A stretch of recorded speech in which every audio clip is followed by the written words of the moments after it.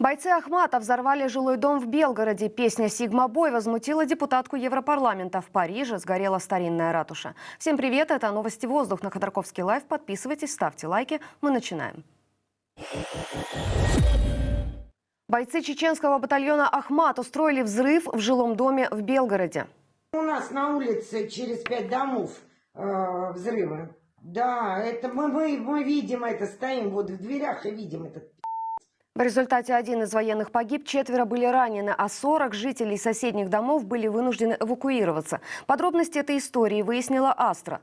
Взрыв в доме номер 1 по 2-му Сургутскому переулку прогремел 25 января. Местные власти его причину не назвали, а также скрыли данные о пострадавших. Источники Астры в экстренных службах региона утверждают, что в доме взорвались неустановленные боеприпасы, которые ахматовцы там хранили. Хозяйка дома, 59-летняя Елена, заявила, что впустила на постой ахматовцев, цитата, «по доброте душевной». Они оплачивали коммуналку. Во время взрыва она находилась в доме, но не пострадала. От дальнейших комментариев, в том числе о причине взрывов, женщина отказалась.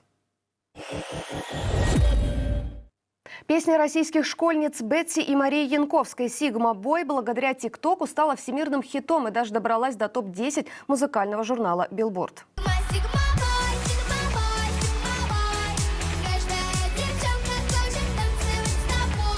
Но слава в итоге начала оборачиваться против юных блогерок. Движение 40-40 пожаловалось в прокуратуру на танцы девочек. Православные активисты углядели в выступлении Маши и Бетси сексуализацию детей. Автор песни, отец одной из исполнительниц Михаил Чертищев, предложил проверить самих участников движения 40-40. Я цитирую. «Мы сами считаем, что не стоит оголять подростков. У нас такие морально-нравственные убеждения. Теперь они решили проверить наши танцы. Мне кажется, будто стоит проверить как раз эту организацию, потому что они рассматривают танцы подростков под таким углом. Есть в этом что-то странное». Конец цитаты. Внезапно на защиту Сигма Бой встал другой православный инфлюенсер Виталий Милонов. Считаю, что наезжает на них совершенно в корне неправильно. Это, по сути дела, прорыв. Если это музыка русская, то это замечательно. Давайте поддержим девчонок, не будем их бежать. Давайте сделаем так, чтобы русская музыка звучала по всему миру. И это будет действительно могильной плитой для всего фашистского режима, который становился в так называемых странах, так называемой цивилизованной демократии. А движению 40-40 Милонов предложил, цитата, «от девочек отстать, а посмотреть в сторону цыганской свадьбы, где 9-летних выдают замуж». Конец цитаты. Однако страсти по Сигма-бою разгорелись и за пределами России. Депутат Европейского парламента Нелла Риль заявила, что Сигма-бой призвана продвинуть патриархальные идеи и пророссийские взгляды на весь мир. Нелли Риль парировала мать Марии Янковской Алина. Я процитирую ее слова. «Никакого скрытого подтекста в данную композицию мы не вкладывали. Песня «Сигма Бой» вне политики, детям нечего делить. И мы, в свою очередь, рады такому объединению поколения из разных уголков земного шара». Конец цитаты. В Подмосковье арестовали мужчину, который обвинил силовиков в пытках. История тянется несколько дней. 20 января полицейские города Видное задержали 26-летнего Магомеда Магомедова и заявили, что он подозревается в переделке травматов, боевой пистолет и хранении патронов. Спустя 4 дня адвокат мужчины сообщил, что силовики скрывали его 3 дня, вывозили, по его словам, в лес и пытали, например, изнасиловали шваброй. От электрошокера? Да. Угу. Вот это на запястье тоже покажи. Не, на запястье. Вот это. Это от чего? Да, от наручника за спиной.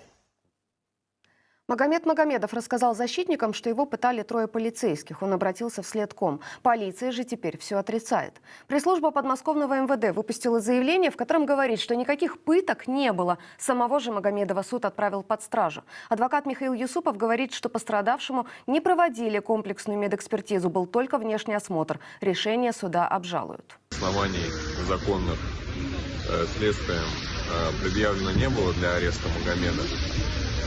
Постановление сейчас будем изучать, будем обжаловать в ближайшие дни. У нас есть 3 суток на это по закону. Сейчас идет проверка по применению силовиками электрошокера. Его следы остались на теле Магомедова. К делу подключился глава Дагестана, уроженцем которого является мужчина. Он призвал справедливо рассмотреть слова адвокатов и наказать виновных. В РПЦ предложили частным клиникам Москвы отказаться от проведения абортов ради Путина. Глава Патриаршей комиссии по вопросам семьи Федор Лукьянов обратился с такой идеей к спикеру Мосгордумы Алексею Шапошникову.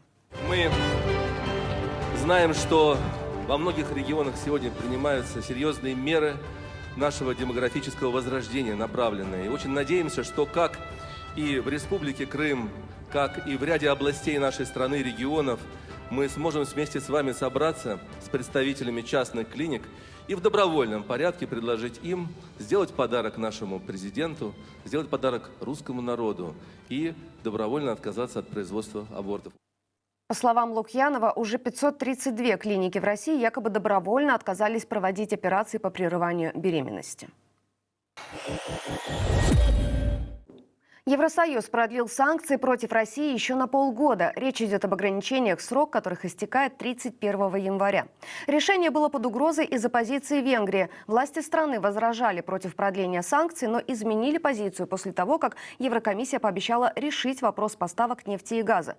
Продление санкций до конца июля объяснили продолжающейся агрессией Кремля против Украины. 24 февраля, в третью годовщину вторжения в Украину, планируется принять новый 16-й пакет санкций против России. В Париже сгорела колокольня ратуши XIX века. Пожар произошел ночью в 12-м районе города. Огонь тушили всю ночь. Никто не пострадал, но полностью сгорела 30-метровая колокольня исторического объекта. Причина возгорания устанавливается. Архитекторы приступили к оценке ущерба.